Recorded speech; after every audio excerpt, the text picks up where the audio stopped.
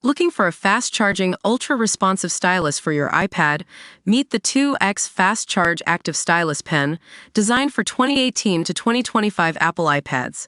Take your creativity and productivity to the next level. Click the link in the video description to shop now on Amazon. Labour is realizing that to reform Whitehall and change Britain with overdraft maxed out, things are going to get bloody. Behind the black door of 10 Downing Street, civil servants and aides have been set a new benchmark, the pub test. How will they react personally, down the dog and duck, when their friends and family hammer them for government decisions they don't like? If they can't push back when even their nearest and dearest complain about cuts to benefits and foreign aid and the slashing of Whitehall budgets, then perhaps they need to toughen up a bit. The test is clearly needed when you look at Labour's battle to bring down the rocketing welfare bill that is forecast to hit £70 billion annually by the end of decade. There's barely a whiff of cordite in the air, and already rumors of U-turns. Climb-downs and softening are coming in thick and fast. Even suggestions of a freeze, let alone a cut, have been met with howls, some of them emanating from Sir Keir Starmer's own cabinet. And things are only just warming up. Tony Blair used to talk about the scars on his back from public sector reforms, but frankly, he wasn't trying to do it with the nation's overdraft maxed out and the UK teetering endlessly on recession.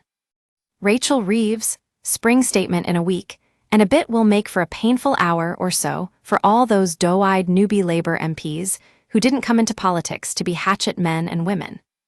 While the dangle of a reshuffle in May will keep some of the more ambitious ones sitting on their hands, the giant 2024 intake are beginning to find their voice, and there will be plenty of squealing. It remains to be seen if No 10 will hold its nerve.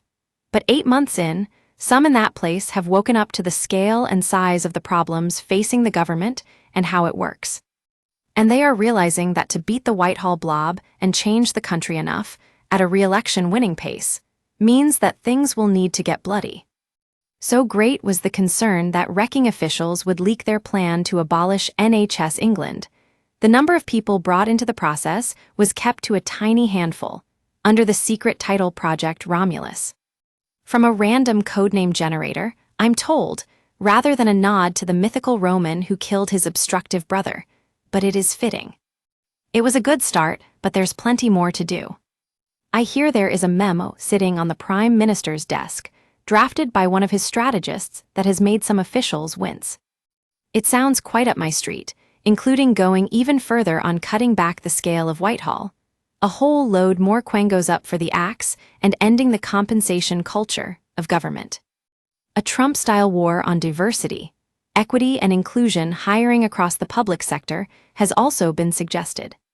Instead of endlessly hand-wringing about minorities, civil service recruitment would focus on getting more working-class people into good jobs.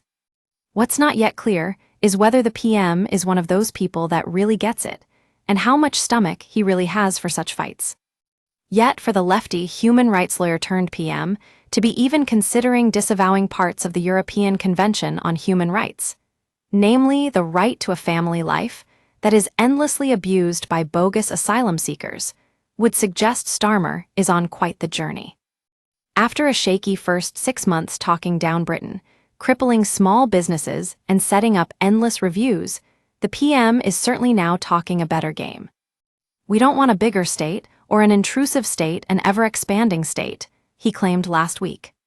Politicians chose to hide behind a vast array of quangos, arm's-length bodies and regulators, you name it.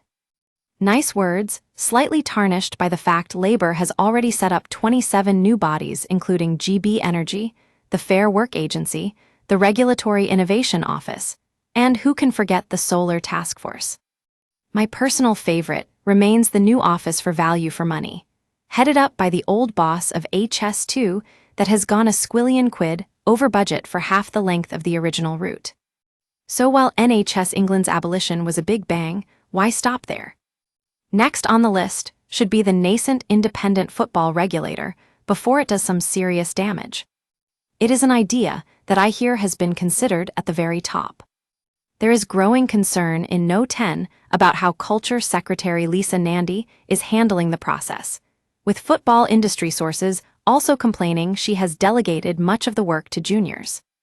Whitehall whispers even say she's been known to spend just 2.5 days a week in her department, with Premier League figures struggling to secure a meeting. At the launch of another Quango, the UK Soft Power Council, Nandy name-checked the Premier League as a jewel in Britain's crown.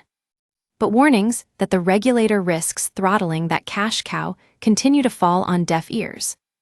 While there are noble aims of getting the big clubs to help fund the little clubs, it's not clear why that needs to have a regulator forever. A deal between the Premier League and English Football League is not beyond the wit of man. But once that's done, then what? The regulator won't just stop regulating. It will create new and tedious ways of justifying its existence and all those fat paychecks. It's what happens every time. There's an open goal to be taken there in scrapping the whole thing before much-needed investment flees. Yes, there will be some shouting, but I suspect it's one that our footy-mad PM could pass the pub test with. The bookies had a good run at Cheltenham last week, but I don't know what odds you could have got on a trackside tete-a-tete between Nigel Farage and David Cameron. Nearly a decade on from Cameron's premiership-wrecking defeat to Farage in the Brexit referendum. Spies tell me it was all very cordial when the ex-BM ran into the Reform UK leader on Gold Cup Day. No such kiss and make-up for ousted Reform MP Rupert Lowe, however, who is also on the course.